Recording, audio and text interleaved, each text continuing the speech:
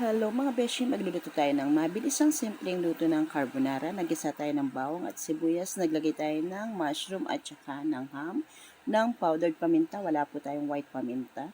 And then naglagay po tayo ng ebap mga beshi, ayan.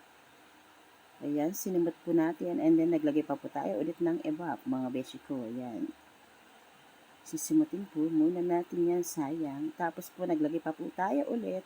Bali yung ginamit po nating iba mga beshi is tatlo. Ayan. Tapos mga beshi, naglagay po tayo ng Nestle cream. Ayan, pampalinamnam at pampasarap lalo sa ating sauce ng ating creamy carbonara. And then mekos-mekos lang po siya mga beshi. Tapos naglagay po tayo ng cheese, melted cheese ayon.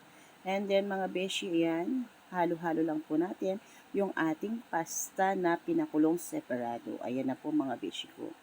Mix together, ika nga po. Pero before po yung mga beshi, nag-set aside po tayo ng pantoppings, pandagdag ng sahog ng ating creamy carbonara. Ayan na po mga beshi, naka-plating na po yung ating masarap na, sinisigurado kong masarap na creamy carbonara na may pagmamahal na luto.